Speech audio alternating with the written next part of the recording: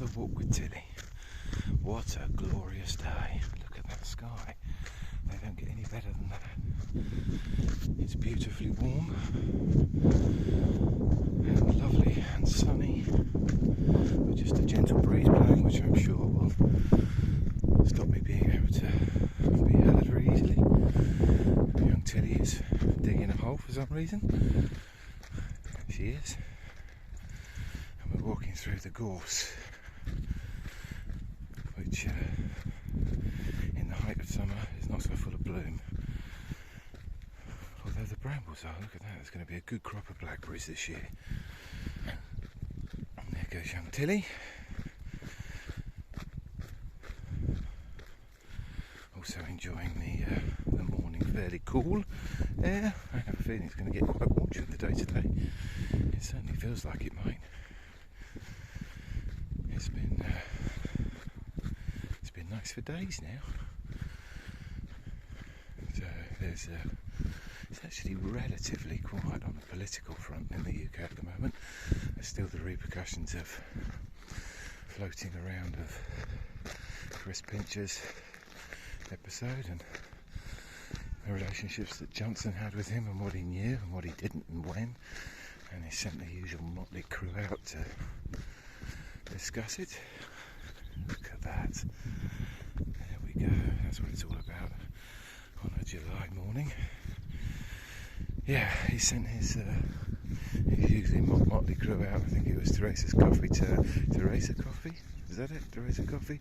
Teresa Coffee's turn yesterday morning, which was just cringe-inducing. They obviously have a set, agreed blurb that they're going to give, probably done by Conservative head office, I reckon. Where's the Tilly? Come on, Tilly! Good girl! Which they then go and regurgitate before whichever particular media studio they're put in front of. Usually most of them, I think. But it's painful if someone actually decides to question them. It would appear that Boris Johnson is using lying by omission. It appears he likes to lie in every way possible. Omission is a speciality at the moment. So he's not spilling the beans on knowing, or certainly being aware, that Mr. Pincher appears had a history of these kind of allegations, allegedly, and therefore he obviously, I'm guessing, doesn't seem to rate those offences particularly severely and wanted to give him the job, so ignored all the information about him and just gave him the job anyway. But we seem to be, it's like getting blood out of a stone to find out if he did or didn't. But there is a bit of sustained pressure, so hopefully that will gradually bring the truth out. It'd be nice if they were forthcoming a bit quicker, but I doubt they will be. And then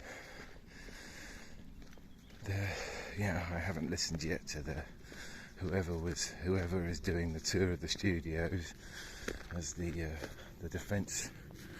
Tilly, this way, good girl. Come on in, good girl.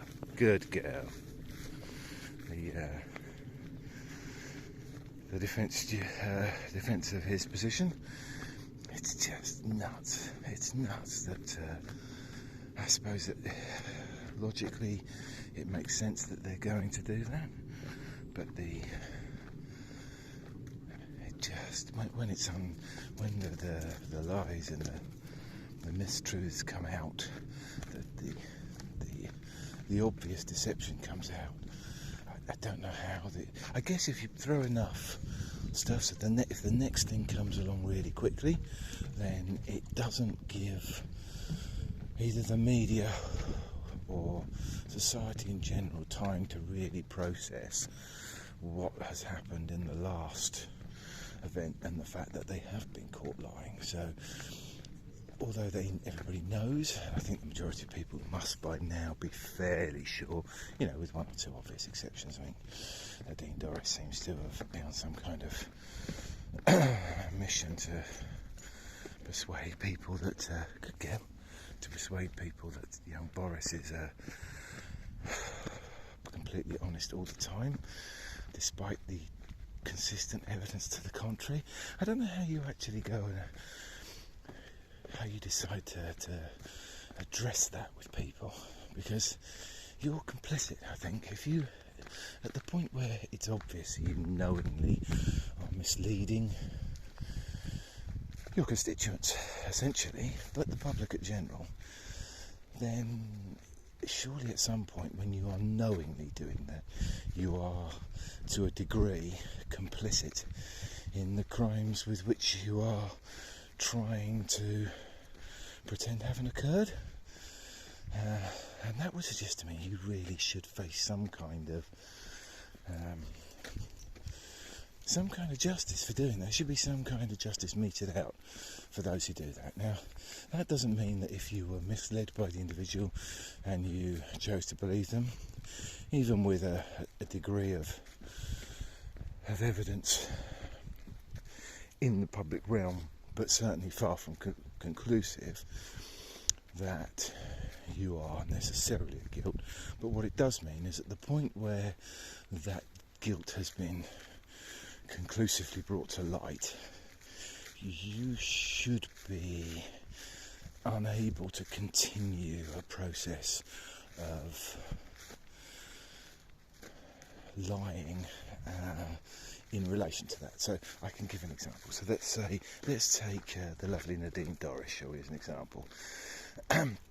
Now, for her to come on television and constantly say to people, the Prime Minister is completely honest, he's always honest, he never lies. Well, that shouldn't be possible, because it's legally provable that on various occasions he has. I mean, he's been fired from a couple of jobs for doing it. I think the only reason you can't fire him now is because he's his own boss, essentially. That and at the behest of his donors. I guess if his donors decided, or the majority of the Conservative Party donors decided they weren't getting what they were investing their money in, then he would be gone. But otherwise, it doesn't appear that's the case. Look at this, another stunning day. One of those mornings when all the other things going on become slightly less important as I'm walking around talking to myself. You realise that when you get rid of all that, it's the British summertime is just beautiful. It's warm, there's a gentle breeze, just very gentle, just enough just to feel it, but not blowing. It's just absolutely lovely. And Tilly's having a lovely time picking up smells. She's seen a few friends on her way, so she's had a little play, so she's not quite so far ahead.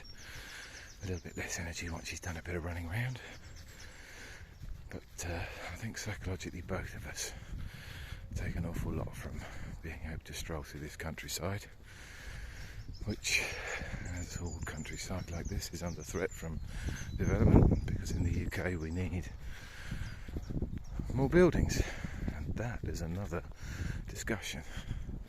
Perhaps we'll have a discussion about that this afternoon, and I'll think through my thoughts and diarise them. Anyway, if you're in the UK, get out and enjoy the lovely day. If you're not, I hope it's nice wherever you are, and speak to you later. Bye from me and young Tilly.